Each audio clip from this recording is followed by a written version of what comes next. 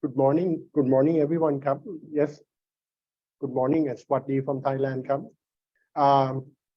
Let me introduce myself a bit. My name is Charlie Chomchan.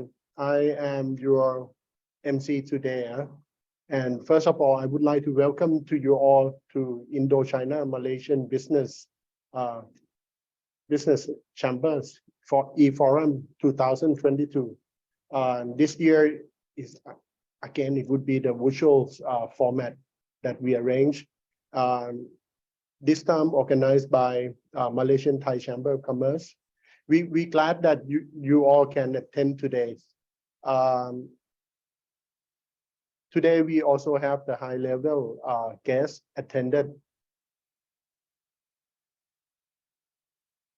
First of all, I would like to introduce that we have Malaysian ambassador to Thailand, which is Dato' Georgie Samuel, here with us today, and also the attaché d'affaires of Embassy of Laos, Ms.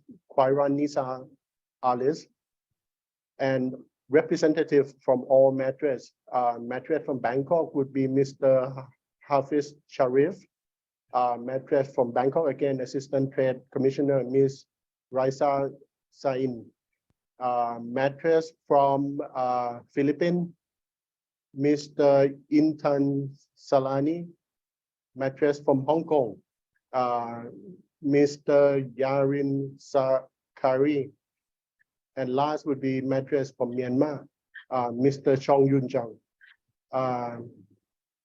The interesting part would be we will hear all our distinguished guests around CLMV, including Philippines, which is the first time for Philippines to join us in these sessions. We will hear about economic update, opportunity of doing business, and also get to know the local chambers. Without further delay,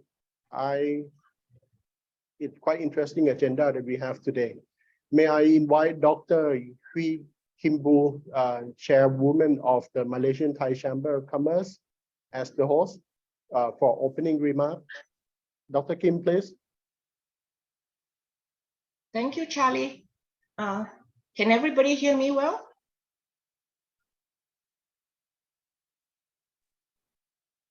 Okay, good morning. His Excellency Dato' Georgie Samuel, Ambassador of Malaysia to the Kingdom of Thailand, Ms. Kwairan Nisa Alias, Charge of Affairs of Laos, Matrade CEO Dato' Mustafa, Matrade Trade Commissioners of Indochina, Chairmen of Malaysia Indochina Chambers, members of all business chambers and special guests. This is Kim, Chairwoman of MTCC. Thank you all for taking your Saturday morning off to join us today for the Indochina Malaysian Business Chamber E-Forum.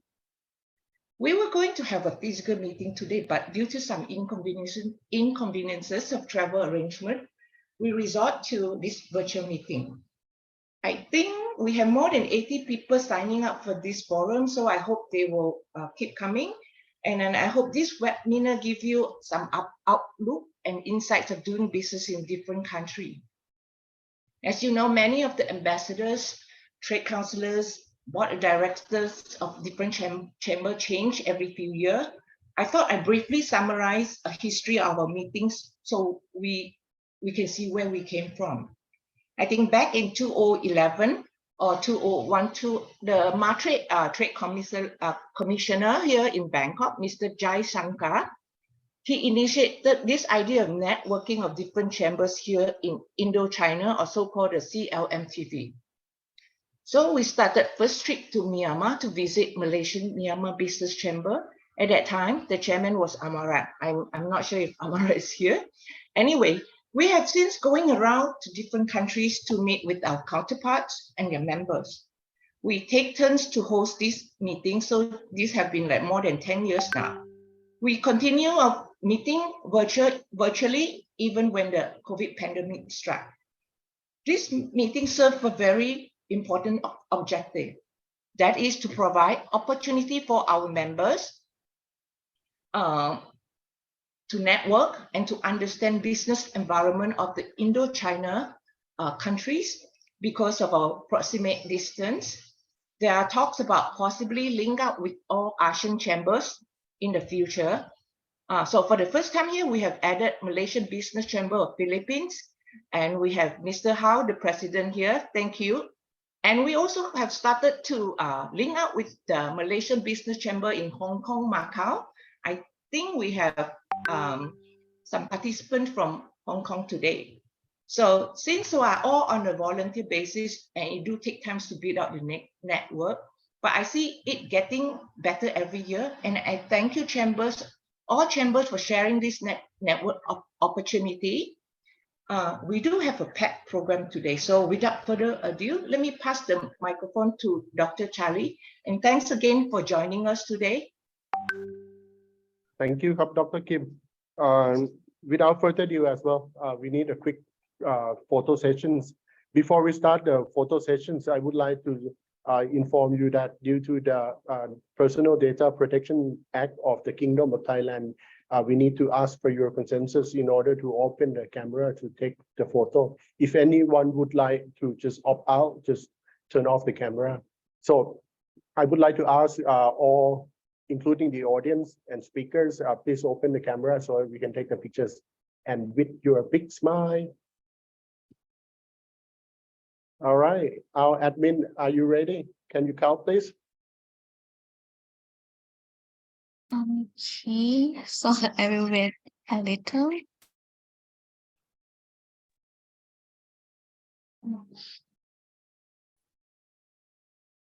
Okay, 1, 2, 3. All right. I have one more, please. 1, 2, 3.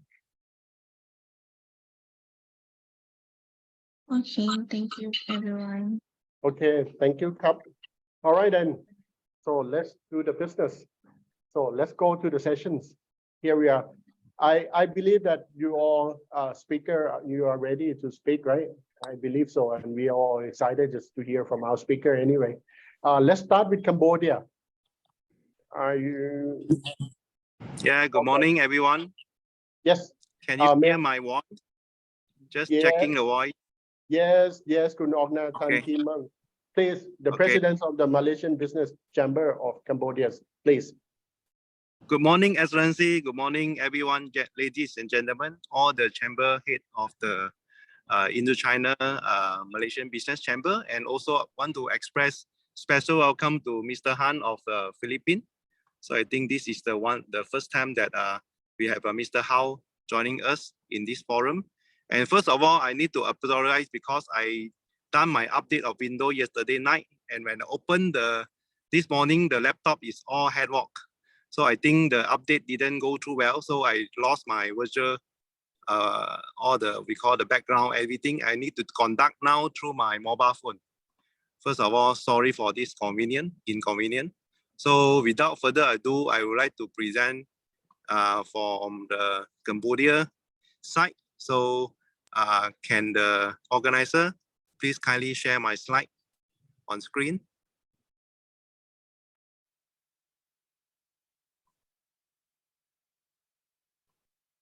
Okay, first of all, my name is Tan Ki Meng. So I've been living in Cambodia for more than 22 years. So I started myself as a practitioner accountant in Cambodia, and then I have my own firm now. I'm running Baker Tilly Cambodia for the past 15 years so far. So first of all, I would like to welcome all of you to join this important forum. And we hope that this is going to be the last forum that we have to do it virtually. So we can't wait the time that we can meet each other again with our annual event whereby all the chamber meet together.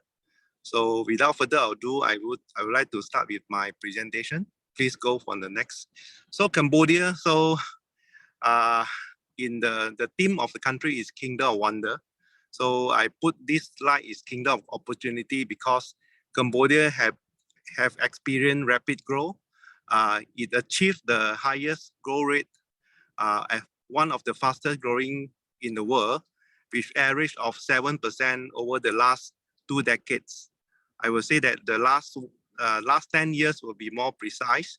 So especially the last 10 years, we experienced a rapid boom in Cambodia, especially triggered by the manufacturing sector, whereby the garment, footwear, and travel bags have been grow rapidly throughout the last 10 years. And then further from that, the inflow of the Chinese, not only Chinese, the inflow of tourism from all around the world have boosted up the tourism sector in a way that they already trigger a lot of infrastructure related projects funded by the friendly country. And also with that, they have bring in a lot of business men along the way throughout when some of them come to visit the country. They have seen the opportunity given by the Cambodia. And then Cambodia is one of the most free country among the region.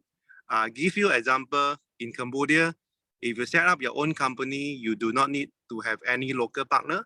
You can have fully, you can have the full ownership of the company in Cambodia, and you don't even need to have any Cambodian director. You can have your own foreigner on board. And then the beauty is they have a very limited negative list. What do we mean negative list? That means they only forbidden certain sensitive industry like weapons, right? Televisions and media, and the rest they are open to foreigner to have 100% own entity. For example, you can own 100%. Foreigner can own 100% in banks, telecommunication, and even insurance company. So this is to show that how openness is Cambodia, and whereby they promote we call the free competition in the market. So that's why we used to experience a rapid growth in the telecommunication, whereby at the peak we have almost 12 telco in the small market. So this is to give you all of you a quick glance of the Cambodia. It's very easy to set up your entity here, and there's no limitation in terms of your ownership of your entity in Cambodia. Yeah, next slide, please. Cambodia relatively is more compared to Vietnam and Thailand in terms of population is have about registered as at now 15.5 million. Of course, this is official number, which I believe the actual number will be far more than that. And I will always say that including foreigner in the country, we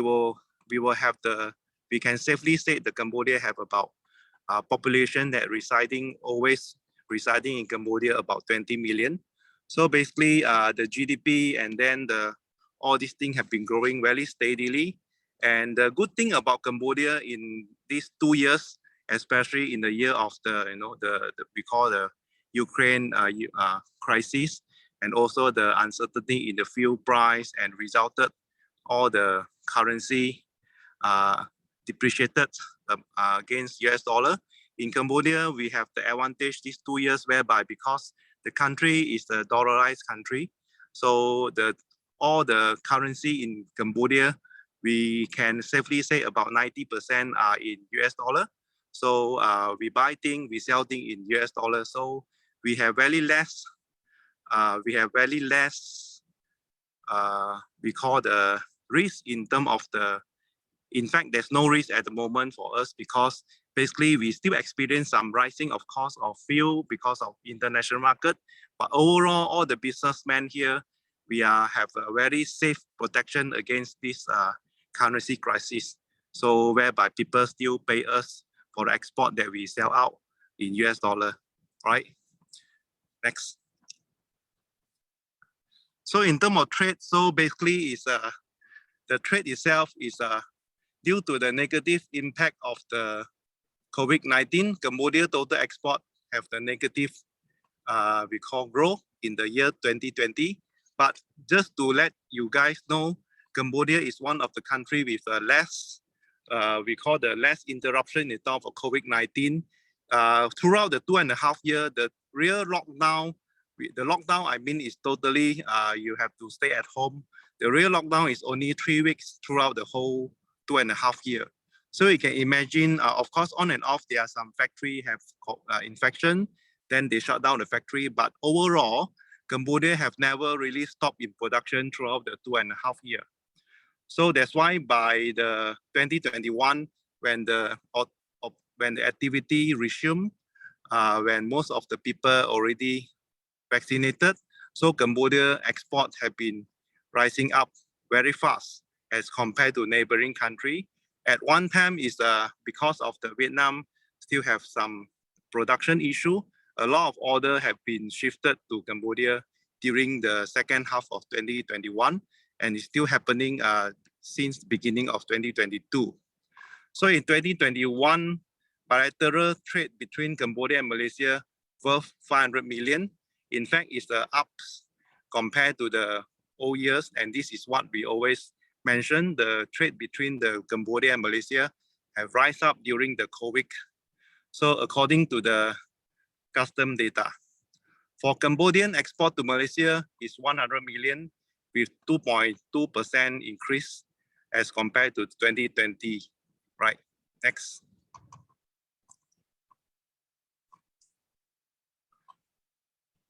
So you can say this is the major trade between the two countries.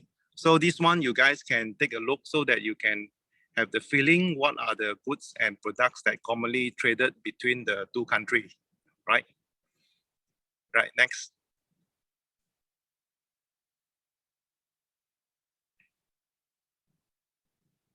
So again, with RCEP, we always talk about RCEP now. So, and also one of the key point I want to highlight beside RCEP, one of the advantage of Cambodia, in fact, is already more ready than the neighboring country because Cambodia have signed one very unique trade treaty with China government.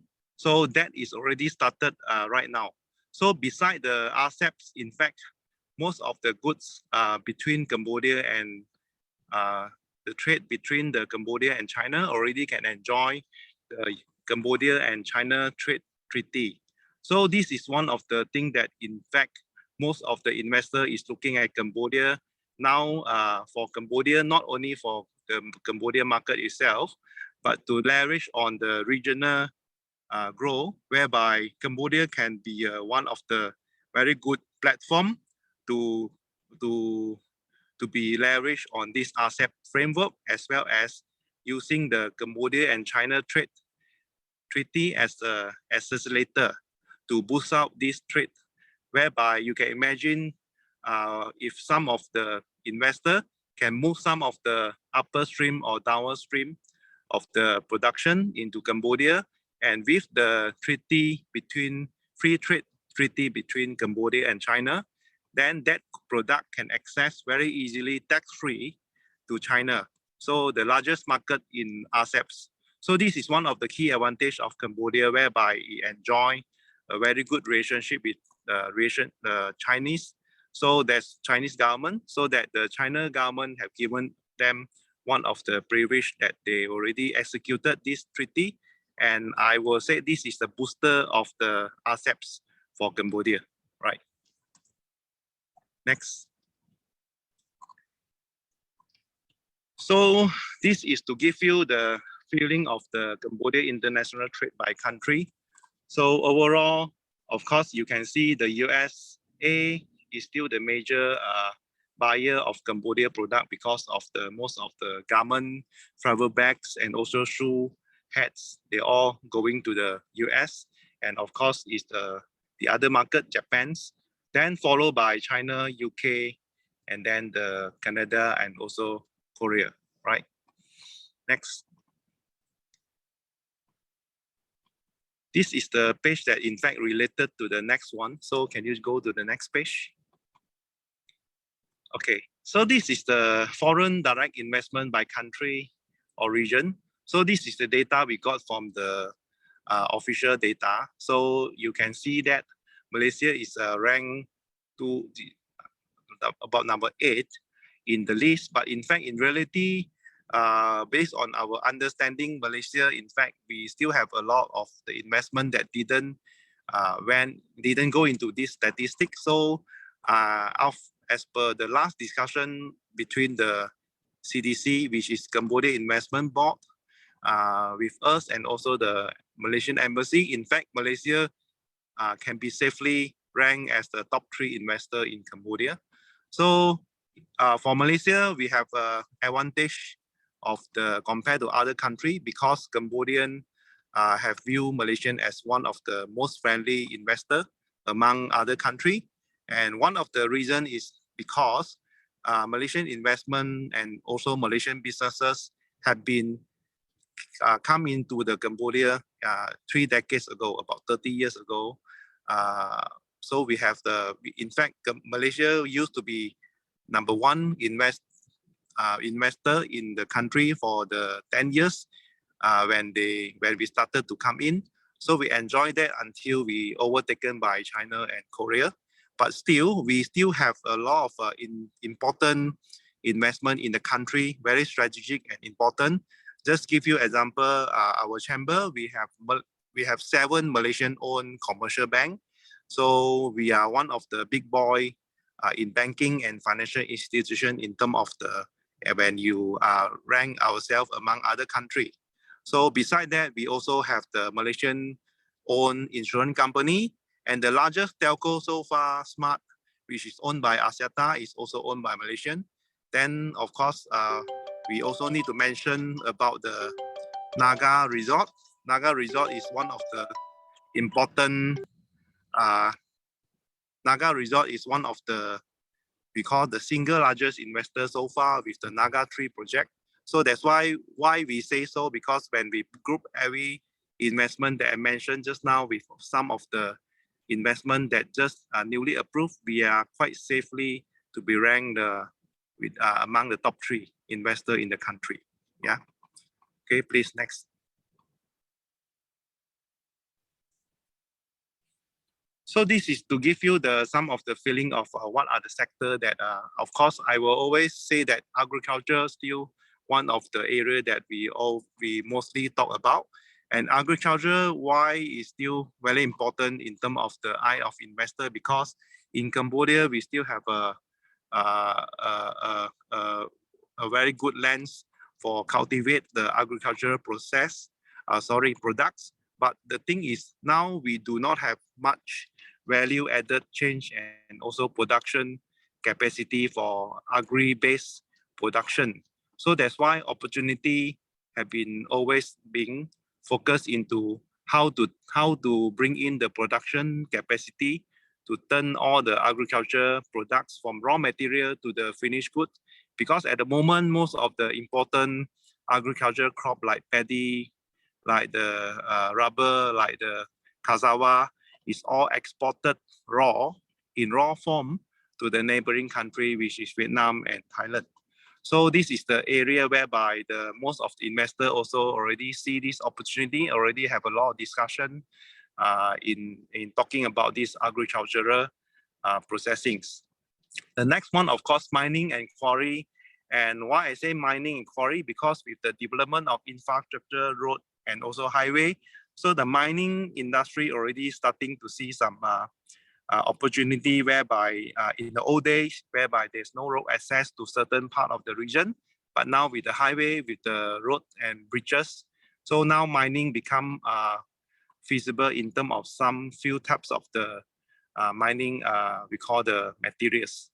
So in terms of manufacturing, of course, is still this is the one that we also always talk about. You can leverage on the Cambodia positioning in these assets because it's in the center of this region. So whereby you in fact can turn some part of your production, if not full, will be partly of your production. We call the downstream, whereby you can leverage on the Cambodia we call the condition of you can freely own your production capacity there and also own your production factory there, so that you can leverage on the strategic location and then do the business with the country in the other country in the assets. Yeah. Next. So this is the one that I want to summarize. Also to end my presentation. This is one of the things is very important that we, in the eye of investor, law and investment. We have the new law which is coming to enforce in October 2021, and this is we see it is a very important law because this law is the revisions of the old law and investment, which they already updated with a lot of current trend with the promoting green energy and also promoting the environmental friendly industry. And of course, they also, with this new law and investment, in fact, they have enlarged and also give more benefits as compared to the old law, and whereby they give you the tax holiday up to the 9 years. And also after the 9 years, in fact, they also give you for another further 6 years for the reduced tax rate, but it depends on the option that you choose. So you can see option 1 and option 2, whereby you can choose these two options based on the business model and financial model that best suit to you. So option 1, of course, they give you the profit tax exemption from 3 years to 9 years, depend on the skill and the sector of your products. And then after the expiry date of this tax holiday, you also can enjoy further 6 years with the reduced tax rate. For your information, the tax rate, company tax rate in Cambodia is 20%, 20. So whereby after the 9 years, 3 to 9 years tax holiday, you still enjoy the further reduced rate of 25% of the first 2 years. That means 25% of 20%. So that is the reduced tax rate that you can enjoy. And then for the next 2 years is 50% of 20%. And the third year is 75% of 20%. So the option 2 is to provide another option to some of the heavy industry whereby they have a lot of big capital investment, whereby they can choose to use the special depreciation as compared to the tax on income. So with that, this is the option that they can eligible to deduct up to the 200%. Yeah, okay. So I think this will come to my end of the presentation, right? So this is the quick summary of what you can have as export and also domestic QIP. Yeah. Next, I think this is my last slide. Yeah. Okay, so this is the presentation on behalf of Cambodia. So look forward for any question that if you guys have after the other speaker. Thank you. Thank you, Olga. It is quite interesting that how Cambodia really open to the foreign direct investment and really few restrictions that you can set up a companies and own 100% as a foreigner in Cambodia. And also the key point would be is quite strategic at the heart of what RCEP to export to other countries.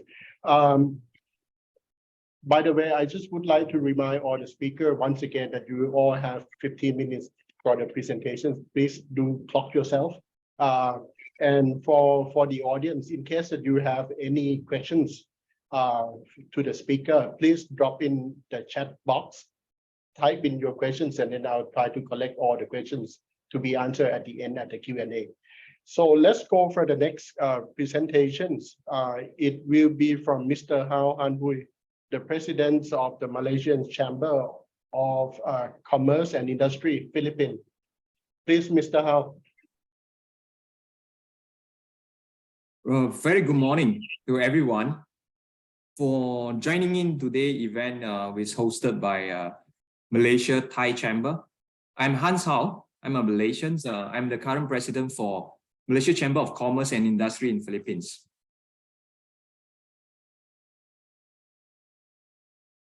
Malaysia Chamber in the Philippines was launched in 2017. We are the first ASEAN members in Philippines to create a foreign business chamber here. We have a board of director and executive committee members consist of local Filipino and Malaysians. Our mission is to build a successful business through trade, bridging the nation through business opportunity. As a Chamber of Commerce, we are vision to become a platform to enhance and strengthen the trade relationship together with other members' countries. In our chamber organization, we have 9 board of directors, which include chairman, presidents, and we have 7 vice presidents. Each of the vice presidents handle different portfolio. We have vice president for halal business, for government affairs, for trades, CSR program, and golf and social. We have a group of 7 members as our executive committee for all sorts of event and chamber affairs. Most of our members in the Philippines are corporate members who are Malaysians owned company or company who doing business related with a Malaysian group. We also have many individuals Malaysian members who have a career in Philippines and professional in their line of industry. And we are welcome for more Malaysia related corporate to join us for further catching the opportunity in the Philippines here. We also have 5 honorary board advisors who are well reputed here in Philippines and well connected both in the Philippines and Malaysia. For today's event, I wish to share more about Philippines.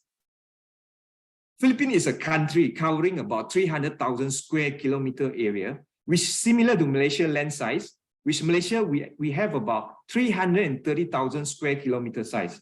In terms of size of the country, Philippines is actually smaller than Malaysia. But with a population in Philippines of nearly 110 million people, it is 3 times more than Malaysia population. The Philippines is the 13th most populous country in the world. In the Manila alone, the size area of around 600 square kilometer, there's around 50 million people work and live here. You can imagine how congested the capital city is.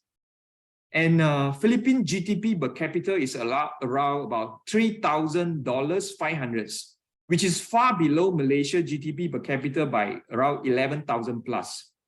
There's a lot of room for Philippines to further develop and grow. And the current Philippine government are working aggressively to achieve higher GDP growth. The government is promoting heavily physically in investment like roads, highways, airports, MRT, subway. The new government, the Bongbong Marcos administration, who just in place in June 2022, this year, is continuing the policy of last government Duterte administration.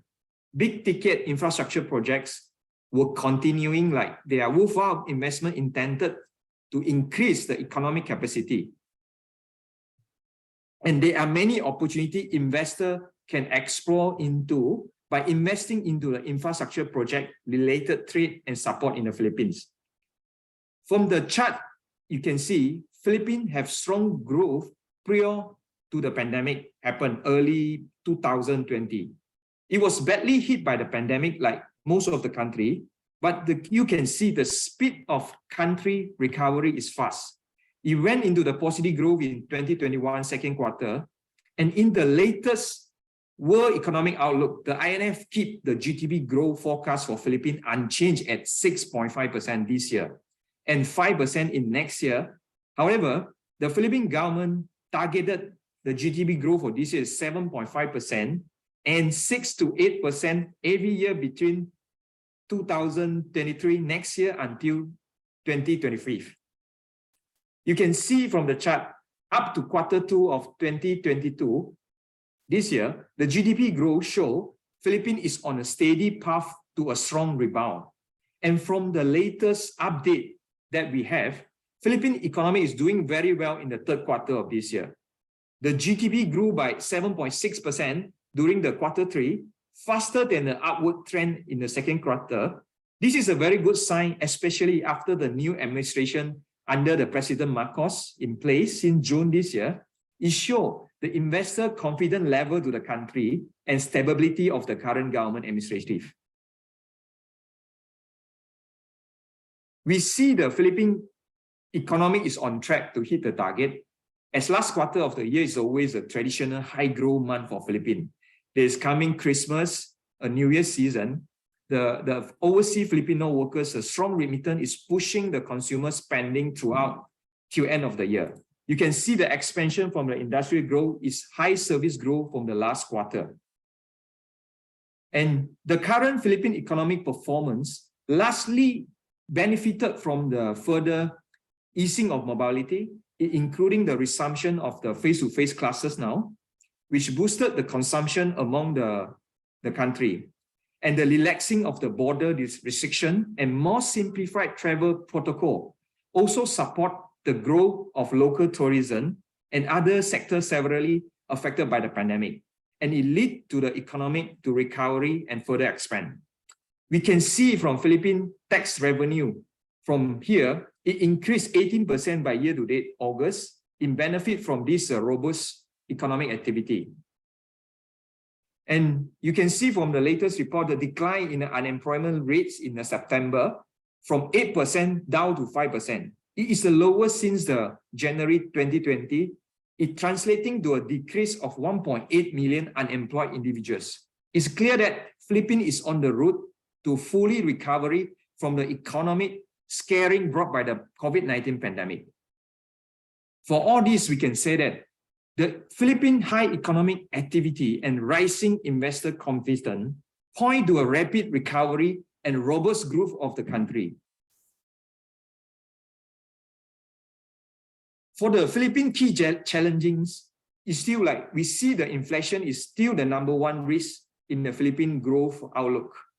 Other than that, these challenges due to the lingering effect of the pandemic and the risk of unpredictable global political economic.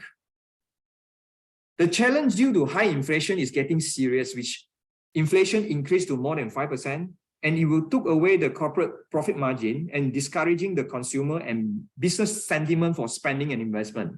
The factor will give a big impact to the business, may reduce or postpone the company capital expenditure spending, and also the plan for hiring the people. And also the depreciation of the Philippine currency, peso, is another challenge for the country. However, the currency depreciating happened to all Asian countries. For Philippines, is a double sword for the economy, as there is more than 10 million Filipino people who are working in abroad and send money back to Philippines every month. The weakening in the peso, the more spending in the domestic market, and Philippine remittance from overseas inflow rank the 4 largest in the world after India and China, those big population countries. The remittance translated a very key contribution to the Philippine economy, and it even maintained the same level of remittance during the pandemic year 2020. And on the other hand, the depreciation of peso also poses a risk to the country, where Philippines is a net energy and food importer. Many things rely on fully import from overseas. The rising costs of the energy import and food affect the Philippine trade and current account. So food security may be the biggest concern of the current government. In conclusion, we believe if a decisive new leadership of the government who continue the same direction, policy, and be consistent with the well-calibrated fiscal strategy and more open economy, the Philippines is bright economic futures.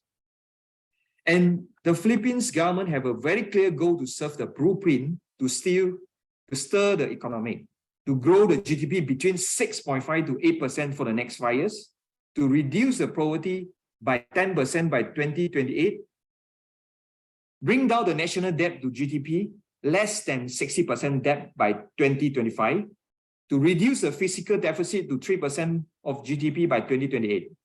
And also the very important that the infrastructure spending between 5 to 6% every year for the next 5 years. This is important for the support the country to grow. As before, the infrastructure spending as a percentage is just only about average 1.5 to 2.5% for the last 2 decades before the early administration. Right now, spending 5 to 6% in infrastructure building is a strong commitment to boost the economy. And also the government here is fully implement a landmark reform to widen the space for foreign investors to invest in Philippines. Many protected sectors have opened and minimized the requirement. The government amendment to the Public Service Act, Foreign Investment Act, Retail Liberalization Act, and the Corporate Recovery and Tax Incentive for the enterprise. And also they have a trade law to support business and create more a more investor preference policy. For the potential and opportunity, I wish to highlight some industry can be go into. Philippines have a substantial domestic consumer base, which is 110 million population, and it is powered by a very young, skilled, and English-speaking workforce. The country is the largest center for business processing outsourcing, and both of a strong industrial sector based on the manufacturing of electronics and other technology component for overseas cooperation. Some industry further consider like, number one, the fresh and processed food. The Philippines is a major exporter of raw ingredient, fresh, processed seafood, and fresh produce to the US, Japan, China, Korea, with fresh crab, prawn, lobster as a major export item. The number two is the halal industry. The arising demand as the Filipino Muslim population is increasing, the Philippines is open to cooperate with Malaysian company in bringing in more halal certified food and non-food product and services to the country. And number three, the information technology service. With the Philippines highly skilled, cultural, adaptable language option, it is positioned to be an important offshore IT service provider for regional. The Philippine IT business processing sector have grown and become the global offshore service market, as it have grown from contact center to back office support. Multinational companies have built big size scalable office in the Philippines, driving the growth of a non-voice here. And also the number four, the industry which need English speaking, large number of people and skillful labor. The Philippine workforce are known for their advanced English speaking skill that make them easy to communicate with them when it comes to working. And the median age of Filipino is only 25 years old, which Filipino have large population, young, and they are at their active employment age. This get even better as every year they have at least more than 350,000 graduate and enriching the professional pools. Number five will be the tourism-related industry. Philippines have more than 7,100 islands. It is a home of paradise. The country has many natural beauty, white sand beaches to discover, a sunny weather, a world-class diving spot, surfing, seaside, volcano to further develop into a tourist spot. This is some suggestion for you to consider. Toward the end, I hope today I'm able to give you some brief insight of Philippines. And lastly, I would grateful for the opportunity given by the Malaysia Thai Chamber for today's meeting. It's my honor to represent Malaysia Chamber in the Philippines in this event. I sincerely welcome you all who are interested to explore the Philippine market. Welcome to join us together. I put down our chamber website, emails, and our chamber secretary email for your further context.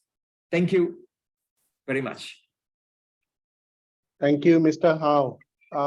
It's really interesting to hear from Philippines. This is our first time that Philippines join, so it's quite a good outlook that we understand how Philippines look like. But one thing that's interests me would be the Philippines has really great ambitions just on the economic development and growth, even though there are a lot of challenges happen in Philippines. All right, and so without further ado as well, so we go for Thailand, Ms. Ng Wana from Malaysian Thai Chamber of Commerce. If you're ready, please. Thank you, Dr. Charlie, for the introduction. Good morning, Your Excellency, my fellow panelists, ladies and gentlemen. My name is Wana, and I'm the director of MTCC. So once again, on behalf of MTCC, we would like to thank panelists and everyone for joining today's session. Kunwu, you will share the screen, correct? Yes. Can you share now, please?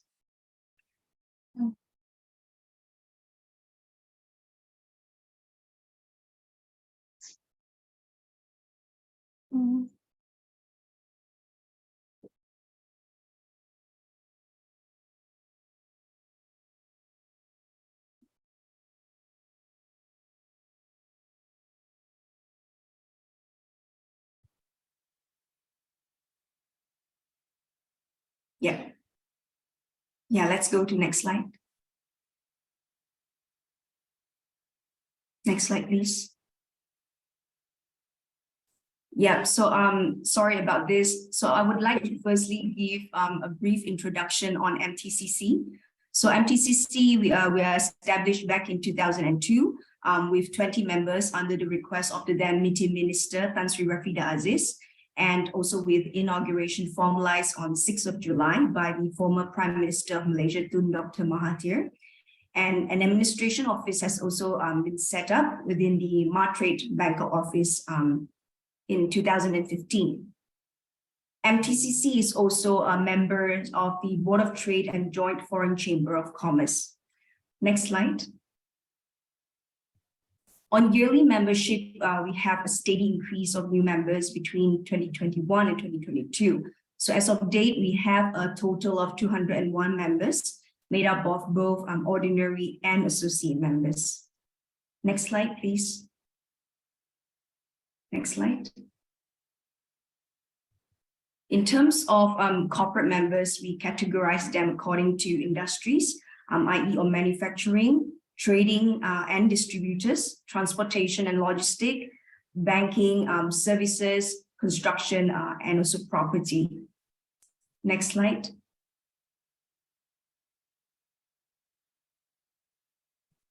Next slide. And we have the highest total number of companies under services industry, which is 37, followed by trading and distributors, 26, and also manufacturing, 19. Next slide. Next slide. Now, on areas of business opportunity in Thailand, let's first look at the GDP. So based on the Bank of Thailand's September 2022 monetary policy report, the forecast summary shows that Thai economy will continue to grow at the rate of 3.3% this year and 3.8% next year, contributed by a continued recovery in foreign tourist arrivals and also strong recovery in private consumption in line with recovery in tourist income and also purchasing power of high-income household. And also when we talk about GDP, we also relate it to export growth. So at the start or during the pandemic, which is tail end of 2019 and during 2020, there was serious contraction on a record of export. But subsequent to pandemic relief, we observed the export growth of almost 20% last year. So, and this is mostly contributed through the Thai government's strategic measures of maintaining operations in certain sectors while closing others which are impacted by the pandemic restriction. Next slide. So this slide sets out the detailed value and linkage between Thai strategic location and its signing of the FTA and how it impacted or contribute towards the export value of the country. And Thailand has signed in total 13 FTAs with other countries. Now, you can also see that FTAs make export value between Thailand and Japan about 100 million, and China is 1.4 billion, and India is 1.3 billion. But the total has increased by 32% last year, and therefore explaining the importance or the benefit of FTA. Next slide. And next factor that support the investment in Thailand is the infrastructure that improves efficiency in transportation and logistics system in the country. And this figure highlighted one of the most important flagship project of Thai government, which is to develop the eastern part of Thailand known as the Eastern Economic Corridor, EEC. And this covers 3 provinces, Chachoengsao, Chonburi, and Rayong provinces. And EEC is the cluster of major industries such as petrochemical, automobile, and electronic, and they are all important industries in Thailand. And Thai government, they have also spent considerable amount of budget to develop or advance these systems which include deep seaport, airport, rail and road systems, and therefore altogether make these areas more attractive for high-tech investment. And beside hard infrastructure, there's also soft infra, such as digital infrastructure that include 5G infrastructure and facilities in the EC to welcome investment in R&D and also in innovation. It also has genomic part, which can support investment in biotech and agricultural processing and also other sectors. Next slide, please. There are also details on development of infrastructure in the area, which aim to increase the capacity of deep seaport and building of high-speed railway and new project, and to highlight these projects are under constructions and will commence operation within 3 to 4 years to come. Next slide. So incentives are key investment factor that attracts investment in Thailand, and the Board of Investment of Thailand, commonly known as the BOI, is the local authority responsible for investment promotion. So there are two kinds of incentives, i.e. tax and non-tax. So for companies who just started operation and need to import machines and raw materials, they will get the import duty exemptions for those items. And most importantly is the CIT, the corporate income tax exemption. So the BOI would grant a tax exemption for a maximum of 13 years for these businesses. Next slide. Now come to the BOI major investment promotion policies. So the main policy is the 12 target industries, which Thailand would like to target and welcome, i.e. the EV, electronic vehicle, biotech, automation, aerospace, medical, digital, and these are just some examples.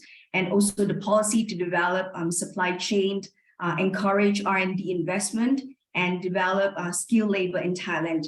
And these are all the major policies. So if you are investing in these fields, you may be eligible to more incentives subject to certain conditions. Next slide. And in terms of packages of incentives, there are standard incentives, which is considered based on business or activity and types of products.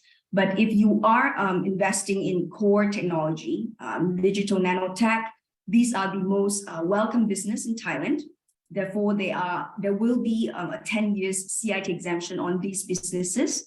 But 10 years may not be enough for certain business. So there are additional incentives made available. For example, if you are involved in project of biotech, doing R&D in project, or spend money for advanced technology and training of project, there will be additional 1 to 3 years of CIT exemption made available. Next slide. And this slide shows different incentives catering for different group of activities. BOI criteria are divided into 7 groups of industries. And with the top one is section 6 is the activity of business technology and innovation development, where you are eligible for a high incentive of up to 10 years CIT exemption. While A1 is knowledge-based, focusing on R&D / design, that is 8 years of CIT exemption. And if you are in the low tech region, there are also incentives, but lesser. Next slide, please. And Thai government has also implemented new measures which promote investment, also known as the investment acceleration measures. So if you are aiming to start your project investment within this year, then you should apply for this incentive package. And to highlight, there is an additional 5 years CIT exemption under this scheme, subject, of course, to fulfillment of certain conditions, one of which include that your actual investment value, excluding land and working capital, it must be not less than 1 billion baht, within 12 months, starting from the issuance of the BOI certificate. Next slide. Another package is the enhanced incentive package, a top up from the standard incentives.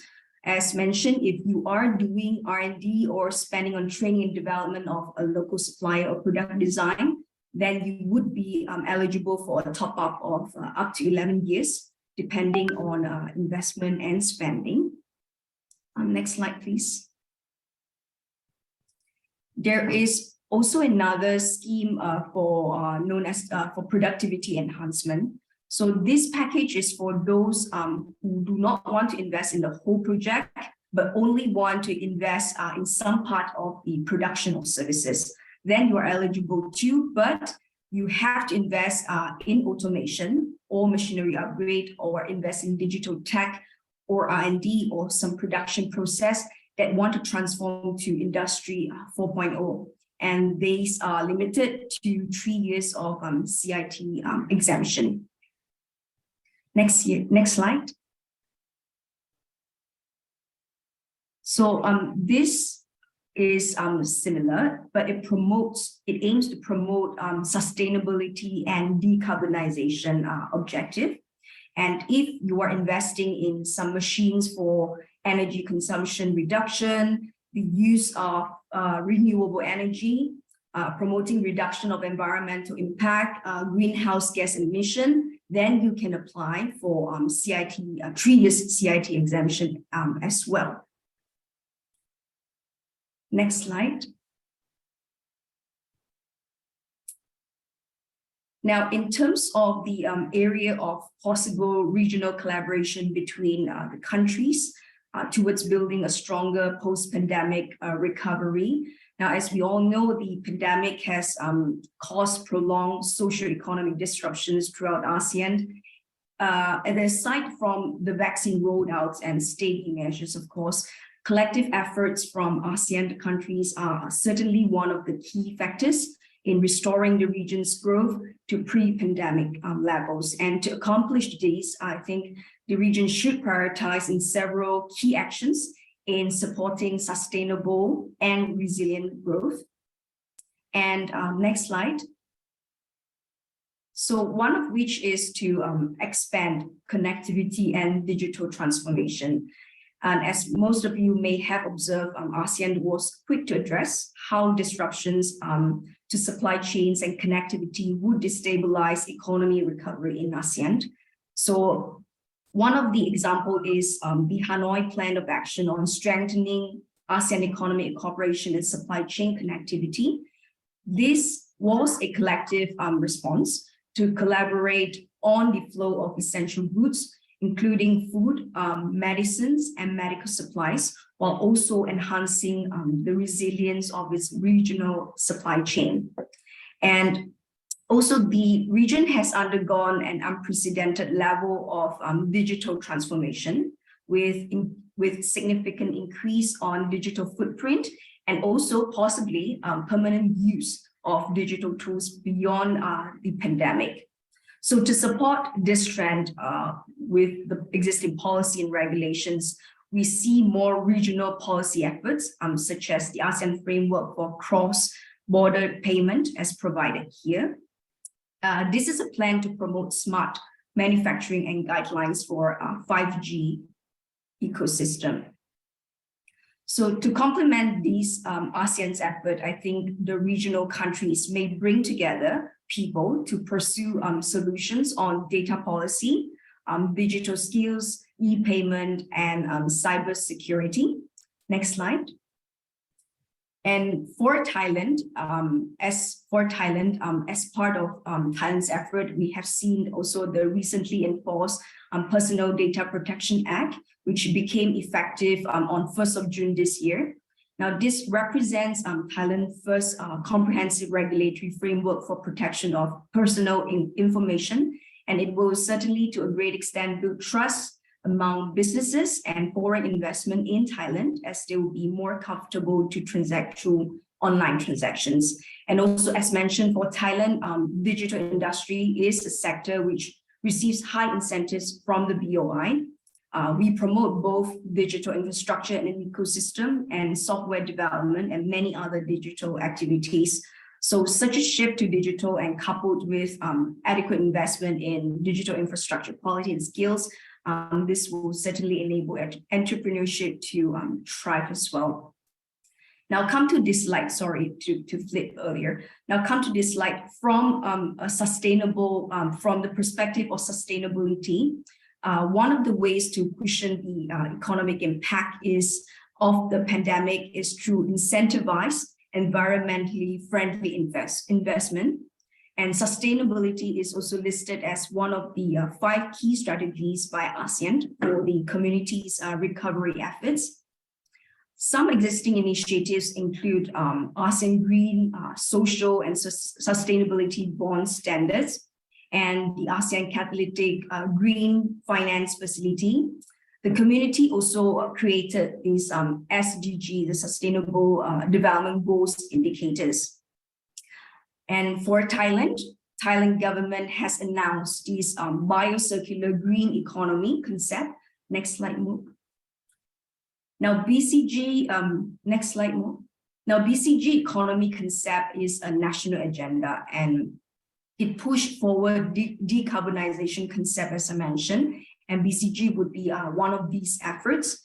And they also believe that BCG would be a new growth engine since Thailand has many strengths on this front, such as abundant natural resource and biodiversity. And Thailand also has skilled workforce and well-established supply chain for bio-based industries. So these will create an ideal business environment under this BCG concept. And also mentioned earlier for investors who want to invest in machines for energy consumption reduction, use of renewable energy, they can also apply for the CIT, the 3 years CIT exemption from the BOI. Next slide. So that's the end of the presentation. So I would like to end that collective efforts contributed by ASEAN member states in support of the already existing ASEAN policy and regulation are crucial, especially in the world after COVID-19. And hopefully challenges along the way may turn into opportunities if we react collectively.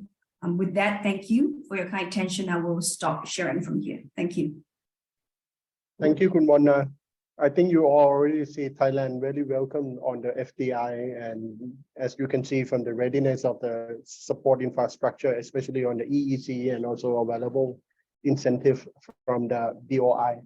So we come to the mid of the sessions now. So I would like just to announce that we will have a break for 10 minutes, and then we will come back at 11:45 for the start on the second half of the sessions again.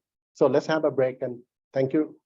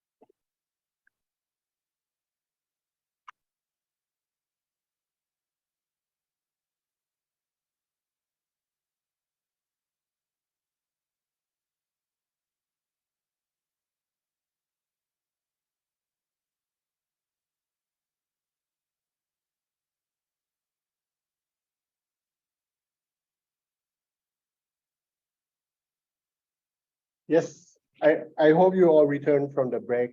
Before we start the second sessions, I would like to announce that all the presentations from the speakers will be shared to you as a soft copy later after the seminars. So we have quite a tight program just to finish by 12:45, but somehow I would like just to quickly just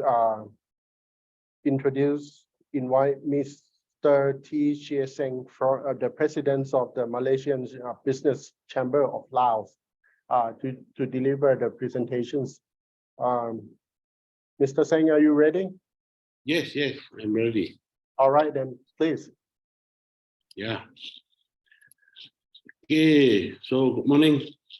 Can you see my screen? Yeah. Yes, perfectly. Okay, so thank you all the business chamber of Thailand to organize this event. So my name is T. I in Laos PDR for 12 years. I start my special economic zone in Laos. Then we have I start with the Sawan Seno special economic zone, and then I start the dry port in Laos, which connect between Laos and Vietnam. And then now I go to Vientiane to deliver the last station for the Lao China Railway, the new dry port in Vientiane. So I introduced my member. So we have elected a new member, which is in the term 2022 and 2024. So we have all the member in place, which is involved on the banking, involved on what I call duty free, mining, restaurant and agriculture product and trading. So that is our old member. Laos is a small country, very small country. We only have 7 million people, but with the Lao China Railway in Laos. So now we are talking about the logistics. It's a new business opportunity for among our ASEANs. For instance, we introduced the multimodal transport, which is rail and road. For instance, for the cargo, because this morning we heard all our members, we have a huge investment in your country, like Cambodia, Vietnam, like Cambodia and Thailand. So now we are talking about how to save as the links between how to use this platform for Laos to links to your country. For instance, for the Chengdu to Bangkok currently, rail and freight service, they will bring down the cost of logistics faster than 2 days and bring down 78%. So now this is a new cost saving on the logistics. We can help you using the Lao small platform can link to your business together. So that is how we today we can see all the networks we are linked with the Vientiane to Bangkok, Vientiane to Savanakhet to Cambodia, Vientiane to Ho Chi Minh. So today we are the small what they call it gateway to ASEAN, which is located in Vientiane and the gateway to ASEAN. Of course, this small platform, because Laos we are still a small country, so the initial investment in Laos is still very low, and then they have a lot of opportunity here. So we are encouraged those in Malaysia or its other region or in Cambodia or in Thailand, Myanmar or Vietnam, you can look how to link back your cargo and then come to Vientiane. From Vientiane, we can send to Europe. Currently, we have a launch from Vientiane to Duisburg, your cargo by rail. Okay, from Vientiane to Singapore, we are by road. So now we are very soon we have agreement with SRT KTM, so they can link from Vientiane to home. So that is a potential investment for logistics. But today for Laos, I just touch on the logistics because there is a brand new things to let our member can use this platform. So we are really lucky we are here. We are involved directly to develop sort of platform here. So we are look forward to have all the Malaysians. We can use this small platform to send out, to bring in your raw material from China to do the production in Indochina, and then to send out wildest railway to Europe. So that is a potential to all the people. And then talking about the tourist side, because now we are quite lucky. We have a speed train, which is in this after COVID, we have received more than 500,000 tourists from Thailand to tourists into Vientiane. And then we send out all the cargo from China all the way to Thailand. So now the Thailand also improved and then have to link back the logistics back to the Laos. So that is the opportunity for among the region, see how we can minimize, and then we can first-hand business for the trading you can do together for among our Indochina. And then Laos itself, we are looking to have a new on logistic investment. We have take over the Vuong Am Port in Vietnam, which is developed by a major shareholder by Laos company, 80%. And then now we have introduced a new railway from Boten, the border China, all the way to Vientiane, from Vientiane all the way to Phnom Penh. So we will develop the new border from Laos, Cambodia, Indochina border. We have already started the shipment from Phnom Penh to Laos, from Laos to Europe. So that is a achievement Laos we can do. And then we're very lucky is a Malaysian people manage this road. So it's an incentive to all the Malaysian, right? So that is a business we can work together. So on top of this, in Vientiane itself, we get the thing ready. So the Laos railway will be and like BRI, Build and Road Initiative for the end in Vientiane. Not in the rumors, they will say go to Bangkok, go down. No, at this moment, they will end in Vientiane. And then for Vientiane, they use ASEAN. That is a main, what they call it, main door to ASEAN. So Laos is already everything. We have platforms. We have Laos government itself. They have all the policy in place to allow all the good transit. Like today, we have 5 trains from China to Vientiane. From Vientiane, we by trucking the goods to Myanmar, to Phnom Penh, to Thailand, and then Thailand to Malaysia and Singapore. And then from Singapore, we use a batch deliver to in Batam, Indonesia. So that is the network already there. So it's see how true we can use the network, and then we can have bring down your logistic costs in this region. Okay, there is a photo a little bit about the development on the Thailand Dry Port, which is the last station from the Thai Railway and China Railway connect. So we have a transshipment in this place. So that is a opportunity for the business can bring in. And then we have to bring Musang King from Malaysia, okay, to here and then go to China. So no need used by aircraft or by sea. So they were taking the time. So that's another step to send out the Malaysia agriculture product and bring back the Malaysia necessary raw material. So they are true and flow. So you see this multi-modal transport. Okay. And then, of course, this is not only Laos we can do. So we need hand in hand the entrepreneur among our region. So that is we have to sharing the information together. And then I hope this is to help Malaysia to export the agriculture product smoothly. And then we have gains more forex back to the home. You know, that is the thing. What Laos government's concern is Laos still concerned on the investment of logistics. So now the logistic business become more and more popular and then more and more opens. So that is a opportunity for those Malaysian company who are venture in. Our initial investment is still very low. You can bring in 100,000 ringgit. You can do the business here. And then it allowed for FDI 100%, no need have any local joint venture. So this is a small platform. You can see the connectivity, the left-hand side is a Thai railway, 1 meter. The right-hand side is allowed China is 1.435 meter, the gauge. So this platform is a transaction, the transshipment yard between the two railways. So this is a Thai SRT railway. And then this is the right-hand side is the China railway. So they can use the recycle to transfer the container. So everything is in place.